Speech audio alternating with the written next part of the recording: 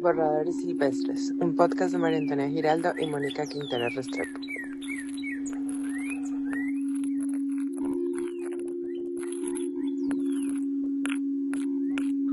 Una conversación sobre el proceso.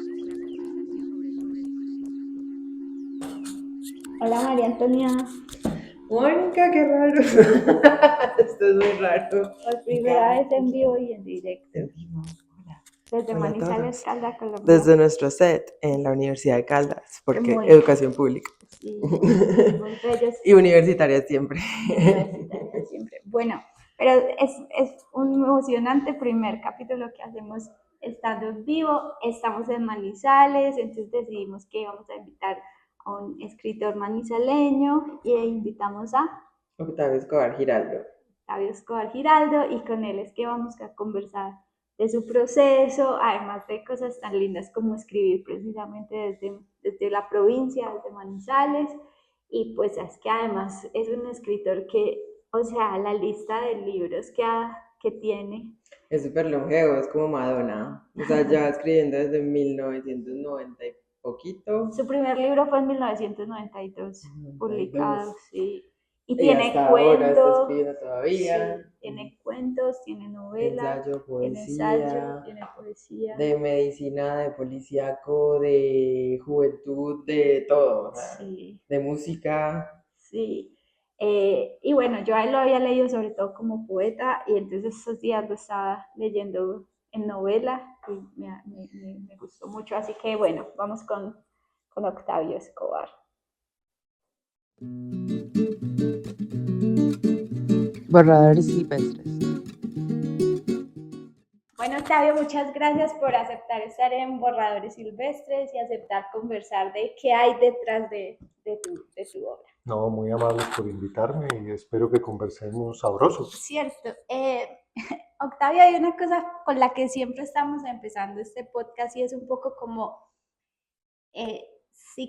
si recordás tu escrito más viejo de cuando eras, o si escribías, no sé si escribías cuando eras niño, por ejemplo, y te has encontrado por ahí un poema, y esto va a preguntar si es que la escritura estaba con vos desde niño o esto llegó realmente cuando ya estabas más grande. Mira, lo primero que yo escribí fue una página como a los 9 años, que era el comienzo de una novela sobre la Atlántida, porque a mí me gustaban todos esos temas de la Atlántida, el Triángulo de las Bermudas, los ovnis, bueno, todo eso. Solo escribí una página e hice como un desarrollo del esquema de cómo iba a hacer la novela. Me imagino que una cosa horrible. Y después ya escribí, pero muy pocas cosas en el periódico del colegio. Pero escribía sobre que la cancha de básquetbol estaba muy mala, o si se publicaban poemas de un escritor, escribía la entradilla, pues, de este señor nació en tal fecha y escribe de tal manera. Me imagino que súper retóricas, no las quiero tampoco rescatar. Realmente comienzo a escribir cuando ya estoy estudiando medicina. Es la época en la que comienzo a escribir. No diría siquiera con seriedad, porque durante ese tiempo escribí muy pocos cuentos. Y en ese transcurso, uno de esos cuentos, realmente tenía como 3 o 4 cuentos, ganó un concurso nacional. No lo ganó, quedó de segundo. Y yo fui a la premiación y la persona que ganó me preguntó que cuánto tiempo al día yo le dedicaba a la escritura. Tremenda pregunta. Sí, además era tremenda porque no era cierto. Yo escribía cuando no tenía nada más que hacer, para ser sincero. Entonces yo le mentí, yo le dije que yo era medio tiempo médico y medio tiempo me dedicaba a la escritura, pero él me contó su historia, que era muy dramática. Él era abogado, era joven también. Él era abogado, tenía un cargo de cierto nivel, creo que en el ICFES o en la DIAN, bueno, en una de estas instituciones, y él renunció para dedicarse a escribir. Tenía su casona en el norte de Bogotá, se pasó a una casa en el sur, la mujer lo dejó y se le llevó el carro y se dedicó a escribir. Y en este momento ya no me acuerdo cómo se llama, espero que todavía esté vivo, Él se fue finalmente para los Estados Unidos y en Estados Unidos ganó algunos concursos y después no he vuelto a saber de él. Por eso es que se me olvidó el nombre. Pero yo en realidad comencé muy lentamente. ¿Y eso te impactó que él te dijera que había renunciado, que lo había dejado todo, que estaba Sí, claro, escribiendo? me impactó muchísimo porque pues, finalmente los dos estábamos en lo mismo, Ajá, ¿cierto? Además los jurados dijeron que había sido muy difícil pues decidir cuál de los dos ganaba. Él ya había ganado uno o dos concursos nacionales antes sí. y yo estaba ahí con 3 o 4 cuentos. Sí, él ya tenía prácticamente un libro listo. Ajá, Entonces sí, y yo había tenido antes eh, pues una experiencia como similar, de eso que como que la vida le dice a uno, señor, póngase serio. Y fue que aquí en la universidad hubo un concurso interno para estudiantes ah, y uno podía presentar 2 cuentos. ujú. Y yo presenté 2 cuentos y quedé de primero y de segundo. Ah, wow.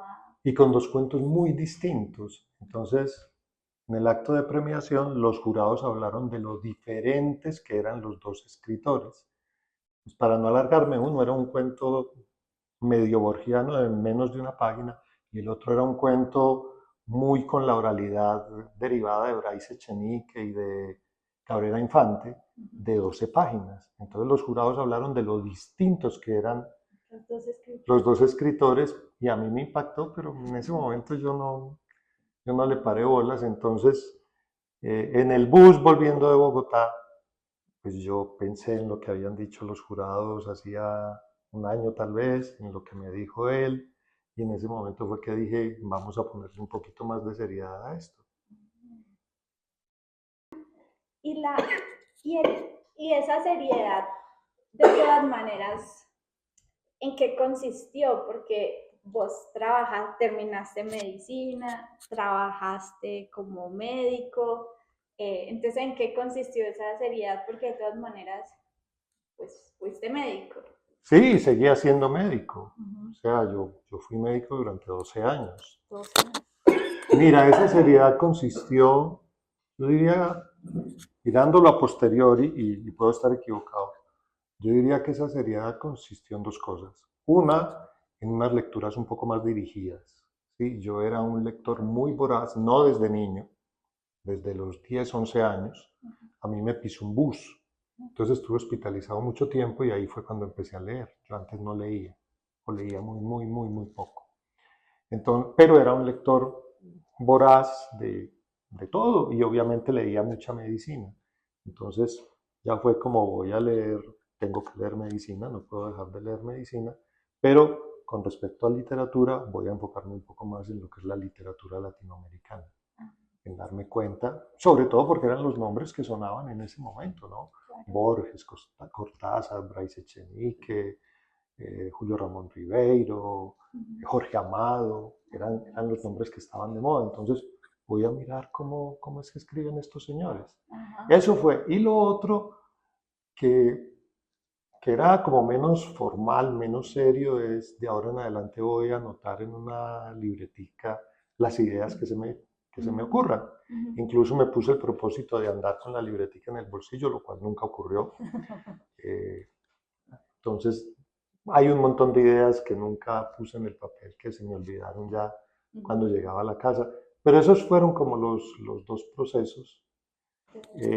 Y la verdad fue que de ahí en adelante, en realidad, también escribí muy lentamente. Yo publico mi primer libro cuando ya tenía 30 años, El color del agua, que tiene 9 cuentos. eh, esa primera edición, sí, que tiene 9 cuentos y pues estamos hablando de un escritor de 30 años con 9 cuentos, ¿no? Mientras que hay muchísimas personas que empiezan a publicar a los 20, creo que tú empezaste a publicar antes de los 30, por ejemplo. No como en serio, pero por ahí más o menos Sí. alguna cosita. Y Octavio, tú hablas pues, de que el premio pues, que te ganaste o los premios te han dado como mucho impulso y a lo largo de tu carrera siempre has seguido como aplicando o como cómo es ese proceso, si tú lo piensas o si tú simplemente vas escribiendo No, Y yo estoy escribiendo pues lo que me interesa escribir. Ya después miro si hay una convocatoria a la que pueda aplicar. Ahora, ¿eso a qué obedece? A que conseguir editor en provincia es muy difícil, ¿sí? En Bogotá, por ejemplo, pues uno va, habla con el editor, se encuentra con él en cócteles, eventualmente va a una presentación de un libro y está ahí como en el ambiente. Pero cuando uno está en Manizales, eso es muy complicado. Aquí prácticamente no hay quien te edite. Hay una o dos iniciativas. Ahora voy a publicar con una de esas iniciativas porque me parece interesante participar de lo que está ocurriendo en la ciudad. Pero en ese tiempo sí que era complicado, era muy difícil. Lo único que había era la imprenta departamental y ahí había que llegar con político. claro. Y yo con político No. nada que ver. Entonces, el camino eran los concursos. E incluso después de que ya me había ganado varios concursos, de todos modos el estigma de ser provinciano es tremendo. Eh, yo no voy a decir que es tan serio, pero es casi tan serio como fue en una época el estigma de ser mujer. ¿Sí? Ah, usted es de Manizales. Uno le decía al editor que era de Manizales y el señor ya lo miraba como no, pero usted qué, ¿Qué puede contar? qué puede contar. Me recuerdo muchísimo cuando gané el concurso con De Música Ligera, el Premio Nacional de Literatura. Un día compartí un taxi con un escritor pues muy afamado, muy conocido. Y era un recorrido largo hasta el norte de Bogotá y se sentó a humillarme. Se sentó a humillarme con tan mala suerte de que intentó humillarme con un escritor al que yo conocía muy bien.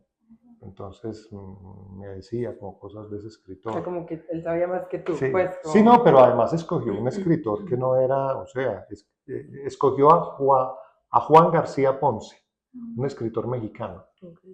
que no sé si conozcan, que ha escrito, que escribió esencialmente literatura erótica, o muy buena parte literatura erótica. Tal vez es el único caso en la literatura latinoamericana de alguien que se dedicó al erotismo. Y empezó a decir bobadas. Entonces yo me lo aguanté como 10 minutos, a los 10 minutos ya me di cuenta que lo que quería era humillarme y le dije, vea, eso que dijo no es así, tal otra cosa tampoco es así. El libro que usted dice en el que él desarrolla tal tema no es en ese libro, es en tal otro. Y además se tiene que leer este que sí es el importante, no ese que usted se leyó. Y bueno, la verdad después hemos tenido una relación cordial, no quedó No muy, quedó muy. no quedó muy sentido, pero es lo habitual. Entonces, los concursos me han ayudado muchísimo a poder editar los libros sin necesidad de irme pues, a hacer como el lagarteo, a irme a... Esperar a que alguien te guiñe el ojo, pues sí. Sí, es que no es fácil Sí, realmente, no es fácil. El mundo editorial es bastante complicado, sobre todo si uno quiere que los libros circulen, ¿no? Octavio, pero yo pensaba con los premios, em, sí, porque eso es también todo un proceso, es estar pendiente de qué premios hay, bueno, y ganárselos que necesita, pues que el cuento sea bueno y vos lo has hecho muy bien porque tenés una lista de premios, pero estaba pensando si los premios no le ponen como peso al proceso después de escribir, como, como si no tienes como esta idea de, uy, este quedó muy bueno, me gané un premio y tengo que ser mejor o a vos no te ha puesto ningún peso No, los no, premios. no, no, como les dije, a mí siempre me ha parecido que los premios, bueno, además de lo obvio, Ujú. que hay dinero, Sí. ¿cierto? Siempre me ha parecido que los premios son una posibilidad de hablar con el editor en condiciones menos desfavorables de las habituales, total. Sí. ¿sí? Ajá. Por supuesto, el premio significa reconocimiento, digamos, social, que eso es importante. Con los premios se gana más dinero que con los derechos de autor, ¿sí? Para ganar dinero con derechos de autor hay que vender un número de libros muy grande y en Colombia eso es bastante difícil. Es muy difícil. Entonces, claro, los premios tienen una serie de alicientes, pero para mí lo más importante era, listo, ya me garanticé que me publiquen el libro. Este, pues lo fui a buscar a la biblioteca y es de la colección, está firmado. ¡Ja! Ah, pero Montserrat murió. Ajá, es de la colección de Montserrat Ordóñez que la Sí. donó a la biblioteca y tú se lo firmaste el 16 de junio de 1998. El 16 de junio es mi cumpleaños. Y se lo firmé en su casa.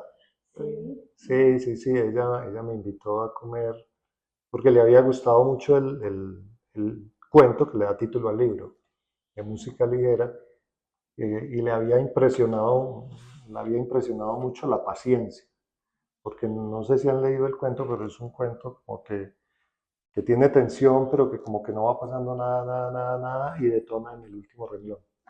Entonces ella me decía la paciencia que tuviste y cómo preparaste todo para llegar ahí. Ajá. Wow. Pues es que sí escribiste mucho cuento al principio y sí era como tu especialidad también, como ese trabajo, pero luego te pasaste a la novela y trabajas también Pues mira, como que... ocurrieron dos cosas. Esto que acabo de decir implica que el cuento de alguna manera tiene truco. Tú preparas un efecto final, que es, o sea, no estoy diciendo nada del otro mundo, es lo que Poe escribió hace 2 siglos y que los demás lo han ido repitiendo más o menos permanentemente. Y hubo un momento en que no me sentí como preparando el truco, ¿sí? Empezó a parecerme un poco artificioso y entonces empecé a escribir cuentos que no tenían tanto esa estrategia. Entonces la gente los leía y se quedaba como, sí, pero que no sé si les ha pasado, a veces ustedes recomiendan, por ejemplo, un cuento de Carver a alguien y la persona les dice, sí, yo me leí el cuento, pero ¿qué pasó? Entonces yo estaba escribiendo, no voy a decir que escribo como Carver, por supuesto, pero yo estaba escribiendo más ese tipo de cuento y ya no funcionaba tan bien. Y de otro lado, quería escribir novela, eran como las tramas que me estaban surgiendo, era lo que se me estaba ocurriendo. Y de otro lado hay un factor básico, ¿no?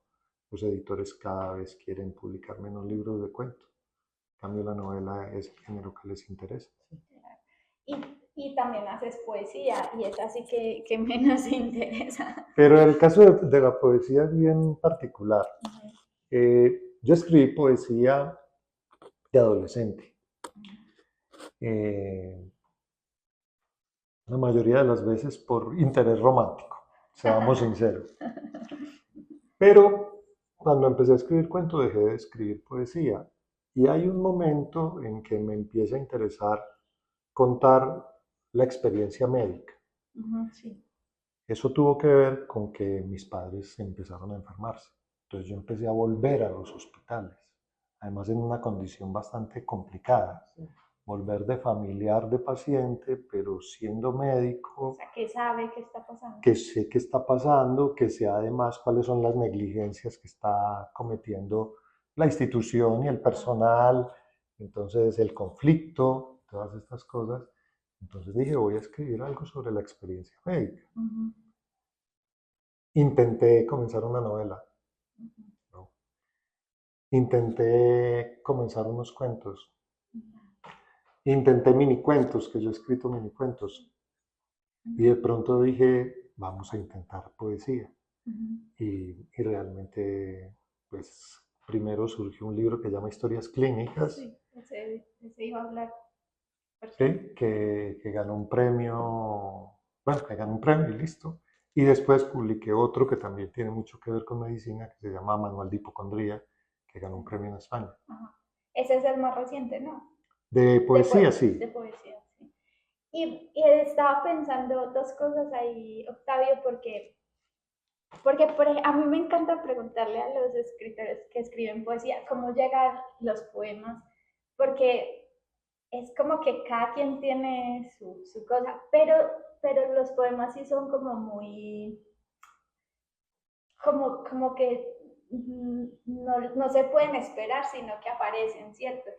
Es lo que siento que le pasa a mucha gente, pero ahí es que mi profesor de poesía en Iowa, que se llama Luis Muñoz, él dice que él escribe todos los días y él se siente, o sea, es disciplinado.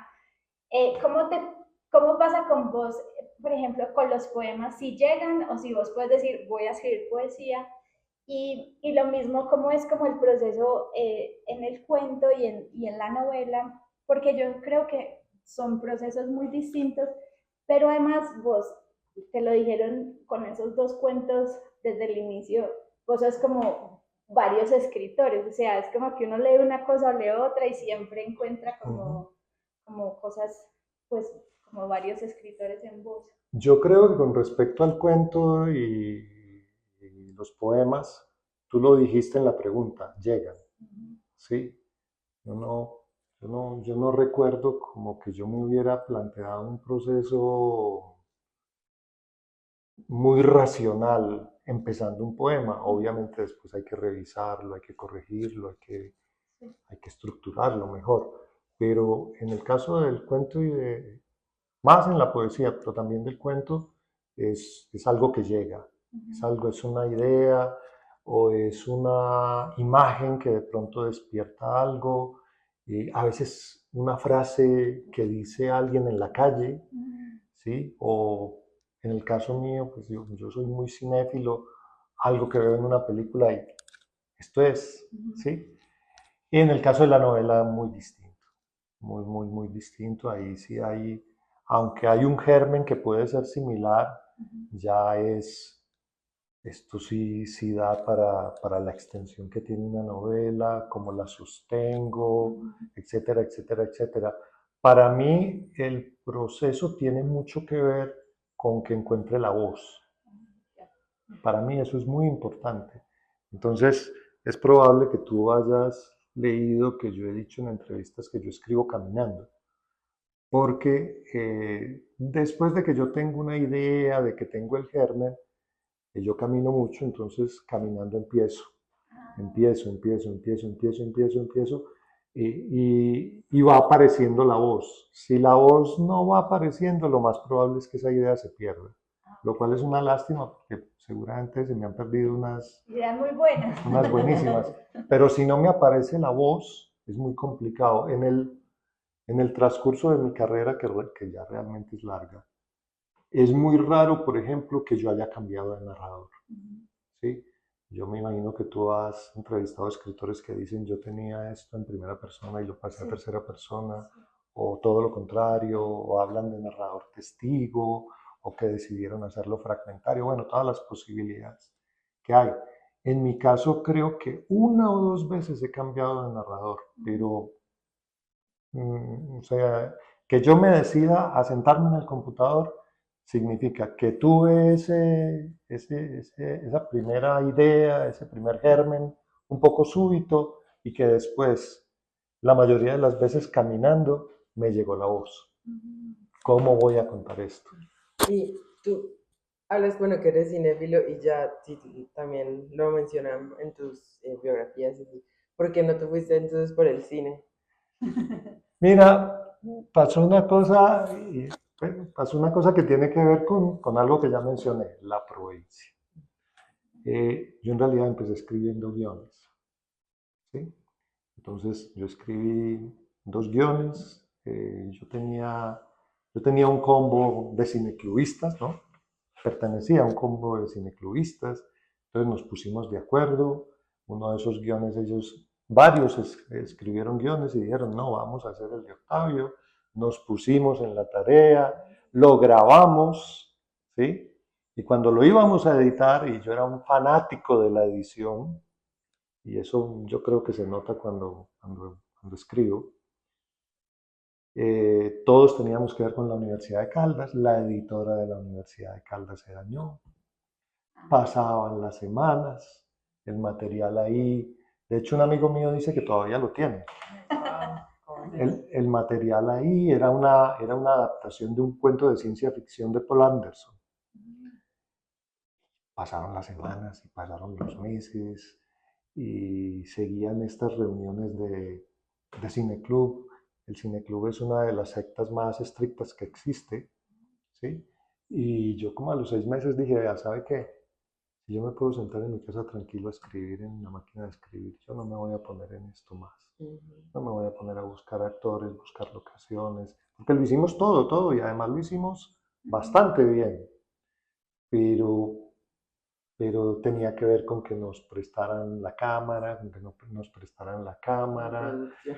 Sí, todo el tema de la producción, entonces los actores que eran más o menos actores naturales, oiga, no me puedo motilar, esa camisa ya la he lavado como 10 veces, entonces ya está, ya el color se le perdió, todas esas dificultades que probablemente no eran tantas en Bogotá o en Medellín, ¿sí? Sí. Pero aquí eran, de hecho creo que aquí prácticamente no se ha hecho nada, se han hecho 2 o 3 películas, ¿sí? Se hizo una versión de Asistencia y Camas y existen las películas de los años 20 y 30, pero era una situación diferente porque la Manizales de los años 20 y 30 era una ciudad importante desde el punto de vista económico, ¿no? Pues porque lo único que tenía Colombia era café. Entonces era una situación distinta. Entonces hubo un momento en que yo dije, no más, yo no sigo en esto, yo me siento a escribir tranquilo y, y no me arrepiento, no me arrepiento. Una de una de mis novelas, Saide, fue finalista de una de las convocatorias del Ministerio de Cultura y yo no hice el guión, lo hizo quien iba a dirigir la película. Leí el guión, pues di 2 o 3 consejos, o consejos no, Opinión. dije 2 o 3 cosas y no más. Y esa es hasta ahí llegó la cosa. Yo escribí mucho tiempo crítica de cine, lo hice en La Patria y en Kinetoscopio. Eh, También dejé de hacerlo cuando las primeras personas se comenzaron a graduar en un programa que tiene la Universidad de Caldas que se llama Diseño Visual. Yo dije, bueno, hay profesionales que lo hagan, personas que sí tienen la formación. Incluso yo di clases en ese programa. Entonces dejé también de hacer crítica de cine. También porque yo ya había dejado de hacerla en La Patria, solo la hacía en Kinetoscopio. Y cuando murió Luis Alberto Álvarez, que era con quien realmente yo me relacionaba, yo no sabía como a quién escribirle, entonces Hasta ahí llegó. hasta ahí llegué. Octavio, y pensando en lo de provincia, porque yo creo que cuando uno es de la provincia, sí, y más, por ejemplo, yo que era de Río Sucio, yo me acuerdo que desde muy pequeña uno sabía que si quería, por ejemplo, estudiar, se tenía que ir, y en Río Sucio, de hecho, las opciones son Manizales o Pereira o O finalmente Medellín, y el Medellín. que salta más lejos, pues Bogotá, ¿cierto? ¿Vos nunca pensaste en salir de Manizales o no pensaste que fuera necesario y que de hecho es importante hacer el trabajo que haces, o sea, escribir desde acá? Mira, yo viví en Bogotá. Yo viví en Bogotá y yo trabajé en el Ministerio de Cultura, Ah, pero era muy mal burócrata. Era un burócrata horrible, horrible, y yo me sentía Como todos los culpable. escritores, eso parece ser. Y yo me sentía muy culpable de ser tan mal burócrata. Y tampoco me gustó que yo tenía que oír como las quejas de todo el mundo. Y no solo eran las quejas, las quejas no era lo que más me molestaba, lo que más me molestaba eran los odios. Muchas de las personas que iban a solicitar algo, a renglón seguido, casi que le decían a uno que había que perjudicar a otro escritor. Y a mí eso me incomodaba muchísimo. 2 o 3 veces contesté, no grosero, pero sí serio. serio. Y entonces yo decía, soy un pésimo burócrata, no me siento cómodo. Y en esa misma época yo concursé para ser profesor. Y alguien, no sé si me hizo un bien o me hizo un mal, me dijo, pero vos ya ganaste el Premio Nacional de Literatura estando aquí. ¿Qué te va a dar Bogotá? Si tuvieras la posibilidad de irte a Madrid o por lo menos a Buenos Aires, pues sí, pero ¿qué te va a dar Bogotá si ya ganaste el Premio Nacional de Literatura? Y yo dije, bueno, pues Vuelvo a sí, la tierra. Sobre todo porque ser profesor universitario te da una cierta posibilidad de tiempo libre, ¿sí? En determinados momentos. Yo amaba los paros, por ejemplo. Cada que había un paro yo me sentaba a escribir tranquilo. Que vivan los estudiantes. Que vivan los estudiantes. Fuera de que habitualmente estaba de acuerdo con ellos, además el paro era una maravilla para mí. Soy consciente de que tal vez algunas cosas hubieran sido más fáciles en Bogotá, pero pues equilibrando las cosas yo creo que no tomé una mala decisión. Y Octavio, ahorita que hablabas de que te gusta mucho la edición, ¿cómo es ese proceso ya editorial tuyo antes de tu pasar, digamos, tu manuscrito a otros? Y Yo soy un corrector frenético. Frenético no, fanático. Yo corrijo y corrijo y corrijo.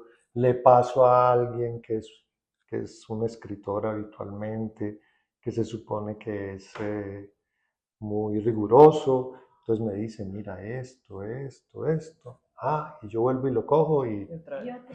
y lo destrozo. Y hay varios editores profesionales que me odian porque ya me pasan el libro maquetado y yo vuelvo y lo destrozo. Sí, ¿Sí? total. De hecho, este libro, aquí hay un cuento que para la segunda edición perdió 4 páginas. Oh my God. Y entonces un amigo me decía, pero ganaste el premio nacional con ese libro, ¿cómo te pones a corregirlo? Y yo, "Pues porque son míos, yo Me lo hago, volví a leer. yo hago lo que quiera". Y cada que ha salido una edición, yo corrijo. Por ejemplo, tú tienes ahí 1851. Esa versión de 1851 es distinta a la primera. No, no distinta en que pasen cosas distintas ni nada, pero yo la corregí. Es que yo vivo repitiendo esto porque, y yo creo que en cada podcast lo digo, porque me sorprendió mucho el proceso o sea, como que reescribir es fundamental y que a mí sí me lo habían dicho mucho, reescribir, reescribir, pero ser periodista no es, uno no reescribe. Eh, pero aquí estamos hablando de reescribir o más de editar.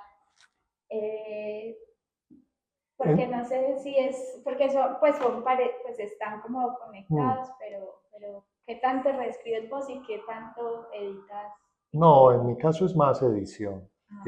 Es probable que haya pasado con uno o dos textos que los haya reescrito, pero en general es edición. Ujú. Es edición, esto sobra, esto sobra, esto sobra. Yo soy muy tachador, ¿sí? Esta frase quedó cojita, reorganicémosla y eventualmente esto no, y ¡pum! Adiós. Sin miedo.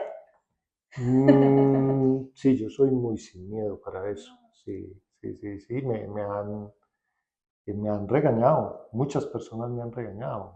Hay colegas que me han dicho, si el libro ya está publicado, no tenés por qué tocarlo. Claro. ¿Sí? Ya, eso salió así, ya, déjalo quieto y yo no. Vos volvés. ¿Y No. tú editas a otras personas o...? Lo hacía aquí en la universidad porque yo tenía taller de cuento con los estudiantes, pero solo con estudiantes. Lo he hecho en talleres, lo he hecho cuando un amigo me pide el favor. Lo he hecho pocas veces, pocas veces. Por ejemplo, a Orlando Sierra Ah, le, le ayudé a editar la novela que le publicaron en Francia y me odió, me Sí, es como odió. una forma de perder amigos más Sí, sí, bien. sí, me odió, aunque después me dijo, me fui una por una con tus correcciones, pedazo de HP, y apliqué más o menos el 90%, pero no lo he hecho con mucha frecuencia. No, no, no. Octavio, ¿y eso de dónde llegó? Porque yo sí tengo curiosidad, porque bueno, trabajaste 12 años como médico. ¿Cómo decides paro aquí la medicina y me voy a la literatura? Porque es un salto, pues, como Mira, gigante. de un lado yo lo tenía en la cabeza. Yo lo tenía en la cabeza porque ya varias personas me habían dicho, a usted va a ir mejor con la escritura. O sea, yo era médico general, yo me iba a especializar en medicina deportiva y finalmente no lo hice porque hubo una circunstancia que me dificultó el viaje, lo iba a hacer en Porto Alegre, en Brasil. Y me ayudó una coyuntura nacional, entró la ley 100. Entonces, yo era médico en la caja propia de esta universidad, de la Universidad de Caldas, que era una caja en donde se prestaba muy buena atención, en donde, o sea, no éramos ricos, pero se le podía, digamos, dar a todo el mundo lo que necesitaba y en determinados momentos, si era un procedimiento muy costoso, la universidad ayudaba. Bueno, había como una serie de circunstancias que hacían que fuera un servicio médico muy humano y a mí lo que me propusieron fue que me pasara con esos mismos pacientes a una EPS en una época en que eran peores de lo que son ahora. Entonces yo tenía que pasar, si me hubieran pasado, si me hubieran propuesto simplemente trabajar con otras personas, pues tal vez me lo hubiera pensado, pero tenía que decirle no a personas a las que llevaba 12 años diciéndoles sí. Y yo dije, no. Entonces, eh, Roberto Vélez me dijo, ¿por qué no haces un posgrado en literatura? Que tenía la de Caldas. Entré al posgrado de literatura, lo odié durante todos los semestres y concursé para entrar de profesor. Cuando trabajaba en el Ministerio de Cultura, concursé. Entonces yo cuando renuncié en el ministerio ya tenía trabajo aquí. ¿Y se parecen los mundos o realmente son muy distintos el literario al médico? Ese es uno de mis temas. Sí. Es más, de hecho, lo que estoy escribiendo tiene que ver con eso. Estoy escribiendo una novela sobre médicos escritores, pero novela. Yo ya escribí un libro de ensayos, que fue un año sabático que se llama Chekhov Mentía. Pero ahora estoy escribiendo una novela sobre médicos escritores. Mira, en medicina hay varias cosas que se relacionan con la literatura. Hay que ser muy buen observador. Un médico tiene que ser muy buen observador, de hecho lo entrenan para ser muy buen observador. Un escritor tiene que ser un buen observador. ¿Sí? Nosotros tenemos que narrar historias cuando somos médicos, tenemos que escribir la historia clínica. ¿Sí? Ahí hay un ejercicio narrativo que tiene reglas y eso es muy interesante. ¿Por qué? Pues porque no puedo hacer digresiones, porque no puedo perder el rumbo de lo que estoy contando y, por ejemplo, para escribir cuentos, eso es buenísimo. ¿Sí? Y finalmente son dos experiencias o dos artes. A mí me gusta creer que tanto la medicina como la literatura son artes, en donde usted tiene un objetivo casi que único, que es el ser humano. ¿Sí? Yo sé que ahora hay personas que dicen, no, ahora vamos a centrarnos en los animales, o que hay escritores que, sobre todo en poesía, han querido centrarse en las cosas, desde Neruda, ¿cierto? Pero yo creo que el 99% de los escritores estamos interesados en el ser humano y el médico en lo que se interesa es en el ser humano. Entonces, a mí me parece que son dos experiencias que pueden ser complementarias. Que se encuentran, sí. ¿Y tienes algún, además del borrador del libro de médicos, otro borrador por ahí nadando o Tengo un libro de poesía ya terminado. ¿Sobre qué? Medicina. Sí, también tiene que ver con medicina, sí. Es que de hecho yo a veces pienso que los médicos deben tener tremendas historias, o sea, lo que viven, pues eso debe ser un mundo de inspiración para... Sí, ahora que estoy escribiendo sobre médicos escritores, uno de ellos es Michael Crichton, que no sé si lo tienen presente, es el autor de Jurassic Park. ¿Sí? Sí, ese era médico, él estudió en Harvard.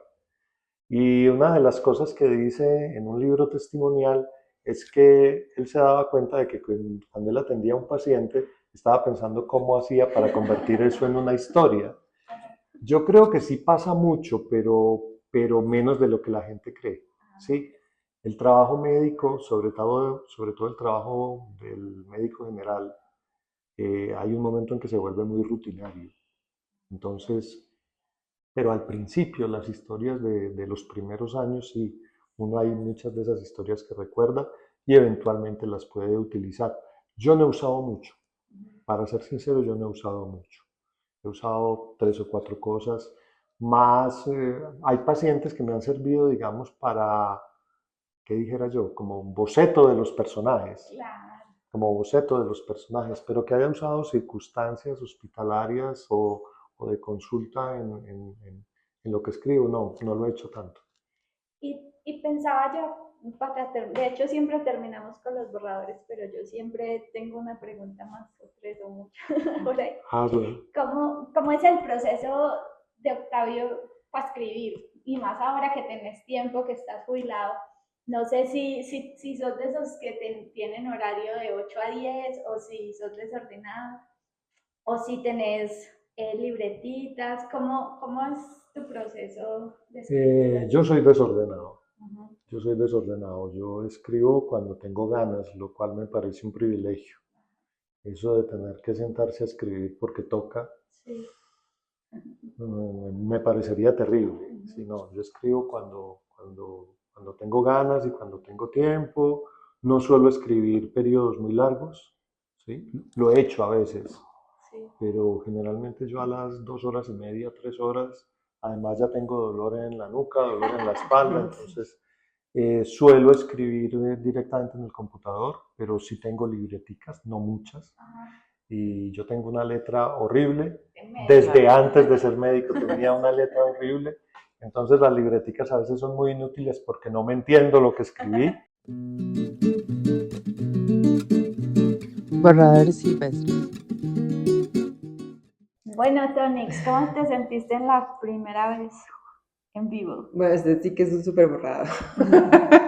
Esto sí que ojalá no salga bien. Porque como una hora antes de la cosa le escribo a María Antonia, ¿y cómo Ay, vamos sí. a No, grabar? horrible, horrible. Yo sí ya, yo había pensado, obviamente, porque yo soy la productora y la persona racional de esta familia, entonces yo sí había pensado, pues hay que conseguir el trípode, hay que conseguir los micrófonos, ojalá tuviéramos 2 cámaras, entonces había pedido un trípode prestado, no me lo pude gastar, me tocó comprar entonces uno, entonces, bueno, solo vamos a tener una cámara, solo tuvimos una cámara, vamos a ver cómo me va en la edición.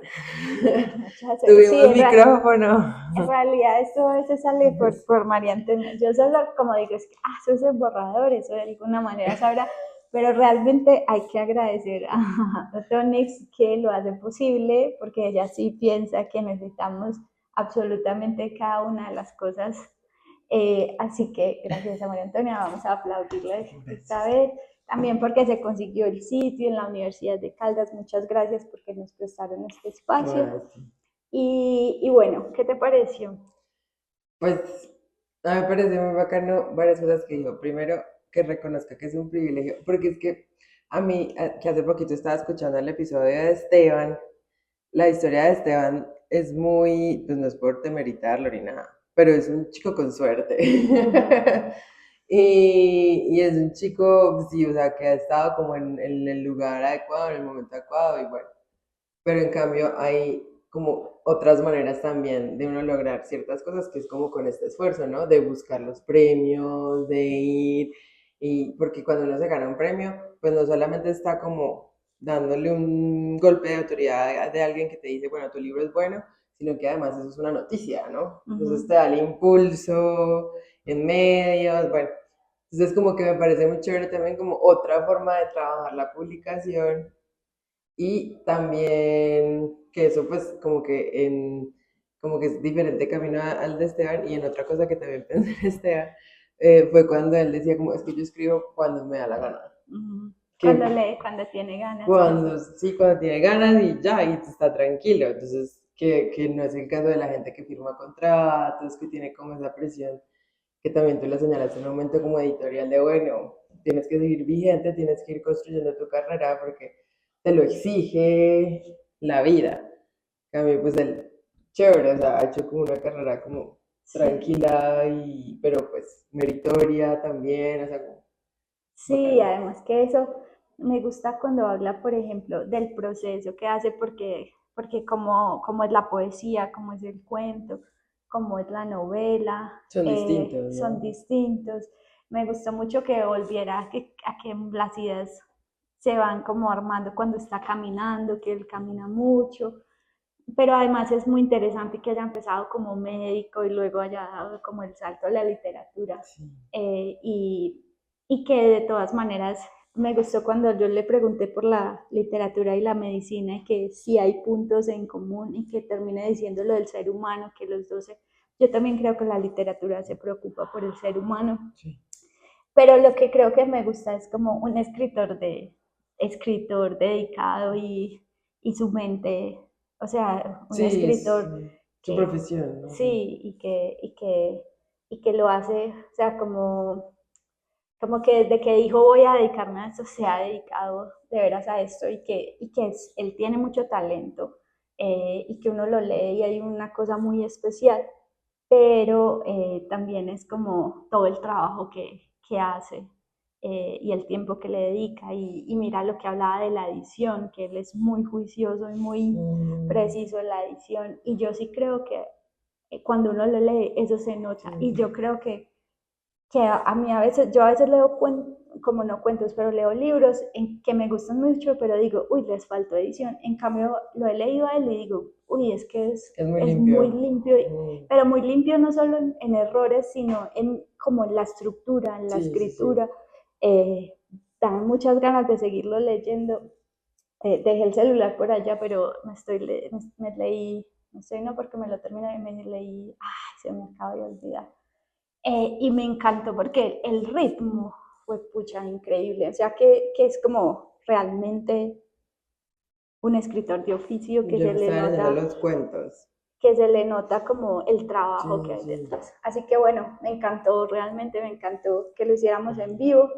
Y bueno, ¿Alguna recomendación, Mónica? ¿alguna recomendación? Bueno, no, estos días, como la verdad hemos estado grabando seguido, me le terminé el que te dije de Lina Parra.